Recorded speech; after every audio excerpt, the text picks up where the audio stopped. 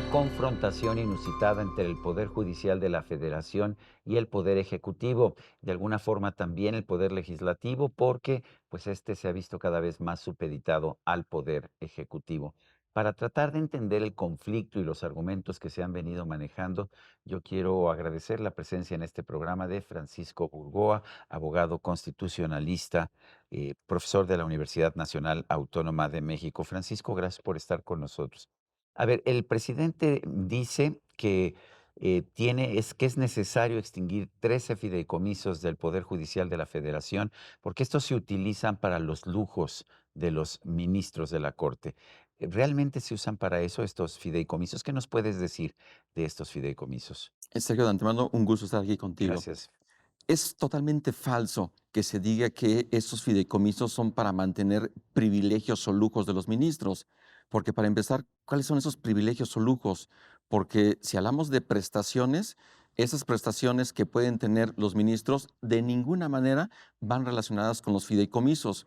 Todos los fideicomisos que son totalmente públicos, transparentes, sujetos a mecanismos de rendición de cuentas, son totalmente disponibles, los puede ver cualquier persona en las páginas de la Suprema Corte y del Consejo de la Judicatura. Ahí se encuentran los documentos y cualquier persona que revise se va a dar cuenta que de ninguna manera son para mantener ni derechos ni privilegios de lujos de los ministros. Por ejemplo, está el tema de las pensiones, que hay un fideicomiso para apoyar las pensiones, para darles un mejor nivel a las pensiones, pero tengo entendido que los ministros reciben sus pensiones directamente del presupuesto, no de los fideicomisos, pero cuéntanos. Es correcto, y hay que identificar, digamos, dos aspectos. Uno, el presupuesto que tiene el Poder Judicial de la Federación, que se encuentra previsto en el presupuesto de egresos de la Federación de año con año.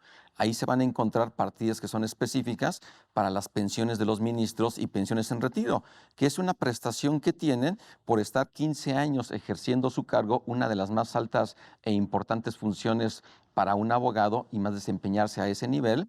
Y como no tiene ningún otro ingreso en términos de lo que es la propia percepción que se le puede dar por ocupar este cargo, ellos tienen derecho a esa pensión.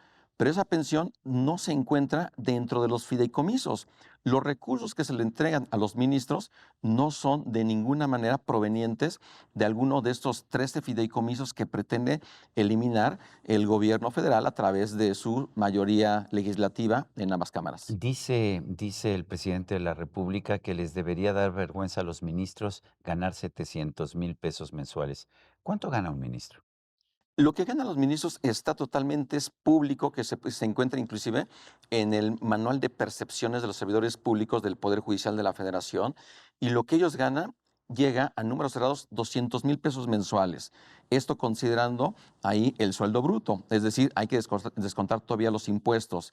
Si esas vamos, el presidente de la República gana más de lo que dice que gana, porque cuando se habla del sueldo o de la remuneración, hay que incorporar también las prestaciones que pueden tener como gratificaciones, bonos, algún tipo de compensación, vacaciones y otros tipos de prestaciones que pueden tener. Y el presidente de la República también gana más de lo que dice, considerando el propio artículo 127 constitucional, que ahí nos dice qué es lo que debe de entenderse por remuneración y no solamente es estrictamente el sueldo base. Dice el presidente que los ministros violan la Constitución porque ganan más que él. ¿Qué opinas? Bueno, si bien es cierto, el artículo 127 de la Constitución establece que nadie debe ganar más que el presidente, hay que considerar varios aspectos. Por ejemplo, número uno, no se ha aplicado esta reforma constitucional de forma íntegra. ¿Por qué? Tratándose de los ministros de la Suprema Corte, hay un artículo transitorio que establece que los ministros no pueden ver disminuidas sus percepciones. De hecho, también la propia Constitución establece que los ministros durante el tiempo de su encargo no deben de ver disminuida sus percepciones. La Ley Federal de Remuneraciones de los Servidores Públicos también establece claramente que tratándose de los ministros que se encuentran actualmente en activo en la Suprema Corte, no deben de ver disminuidas sus percepciones.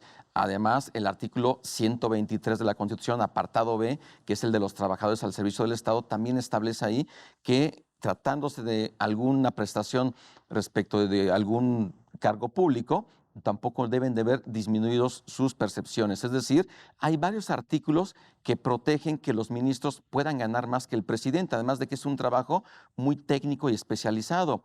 Y por eso es que los ministros de ninguna manera están violando la Constitución, a pesar de esa narrativa que se ha estado diciendo para seguir estando denostando al Poder Judicial, especialmente a ministras y ministros de la Corte. Dice el presidente que los ministros de la Corte y los magistrados y los jueces están liberando a criminales. ¿Tú qué puedes decir? De hecho, hay una sección dentro de la mañanera en que pues, un alto funcionario, el subsecretario de Seguridad Pública, exhibe constantemente a los jueces o magistrados que liberan a personas que han sido acusados de algún delito. ¿Tú crees que están siendo demasiado laxos o están cumpliendo con la ley estos ministros y estos jueces? Bueno, número uno, hay que separar los ámbitos de competencia entre lo federal y lo local, porque el mayor índice de corrupción que pueda haber en cuanto a jueces se da en el ámbito local, pero sobre todo ahí es donde se encuentran cientos o miles de sentencias pendientes por dictar a miles de personas que se encuentran en prisión preventiva, sea oficiosa o sea justificada, en todas las cárceles del país. Entonces, número uno, hay que distinguir que el grueso de esos pendientes de que se dicten sentencias es en los poderes judiciales de las 32 entidades federativas. Las sentencias que se encuentran pendientes en el Poder Judicial de la Federación, que también tiene sus problemas, por supuesto, no es perfecto, es perfectible, también tiene temas de corrupción y de nepotismo, eso es evidente, pero tratándose de lo que es este tipo de resoluciones, muchas veces lo que se omite es que los jueces tienen que dictar sus resoluciones con base en las investigaciones que hizo la policía judicial, la policía ministerial, los ministerios públicos. Ellos son los que tienen en un primer momento que llevar a cabo toda esa carpeta de investigación, son los que la tienen que integrar. Si las carpetas de investigación están bien integradas, entonces daría paso a que al momento de que se judicialicen, los jueces federales, y hablando de delitos federales, entonces van a dictar sentencias condenatorias, siempre y cuando se acredite la responsabilidad penal. Pero mientras, definitivamente esto se está perdiendo mucho y eso es algo que no se ve porque hay mucha crítica hacia el Poder Judicial, pero no se quiere mirar hacia la Fiscalía General de la República a nivel federal o las fiscalías locales, porque ahí es donde tenemos que empezar para que realmente las investigaciones, para que se puedan determinar si hay o no hay una responsabilidad penal, la comisión de delitos, tienen que empezar por ahí y no es una responsabilidad que recaiga en única instancia en los jueces. El expresidente de la Corte, Arturo Saldívar, impulsó una reforma judicial en 2021. De hecho, dijo que con esa reforma judicial se eliminaban los problemas de la Corte, que se eliminaba la corrupción, se eliminaba el nepotismo. Y recuerdo que el presidente aplaudió, de hecho, y después dijo que debería quedarse Arturo Saldívar 2 años más, ampliarle su mandato en 2023 y 2024, porque era el único presidente de la Corte que podía realmente aplicar esa reforma. ¿Qué pasó? ¿Por qué, si había esta actitud tan positiva por parte del presidente, cambió súbitamente en enero del 2023?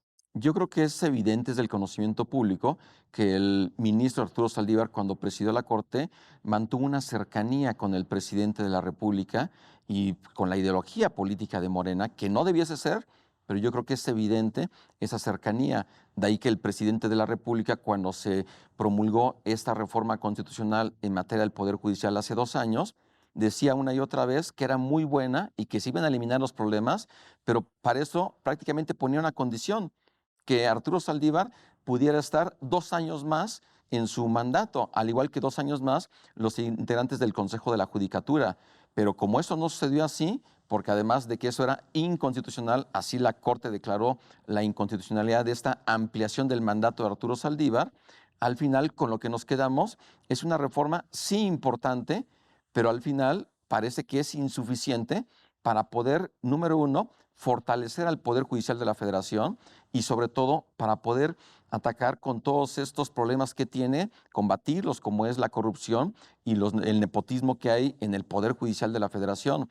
Que están las bases importantes con esta reforma del Poder Judicial, también las hay, pero por ejemplo, el caso del juicio de amparo, que es un juicio muy técnico, que solamente los abogados especializados son los que elaboran demandas de amparo y cobran mucho.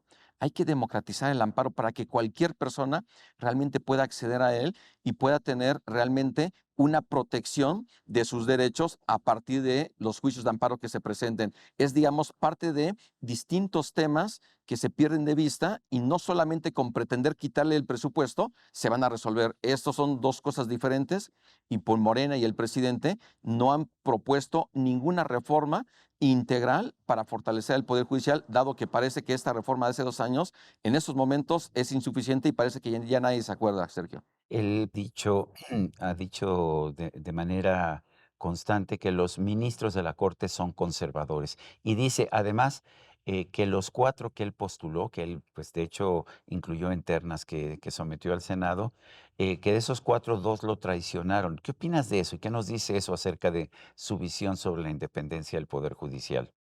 Pues la visión que tiene el presidente de la República es que quiere vivir en un hiperpresidencialismo. Él quiere estar por encima de los otros dos poderes de la Unión. Al presidente no le gustan que haya límites en el poder, que haya frenos, que haya contrapesos, y que haya equilibrio de poderes. ¿Y esto por qué? Porque dentro del sistema democrático que tenemos, dentro de la democracia constitucional, el presidente propone una terna para que el Senado de esa terna pueda designar quién va a ser la ministra o el ministro que va a tener este cargo por 15 años. Él sabemos que propuso 4. De esos 4, resulta que Loreta Ortiz Y Yasmín y Esquivel, Yasmín Esquivel, ellas sí son muy obedientes. dos mujeres que son muy obedientes, dos juristas que si vemos ahí la forma en cómo están defendiendo una y otra vez todo lo que proviene del presidente de la República o de Morena en el Poder Legislativo, ahí vemos cómo están alineadas al presidente.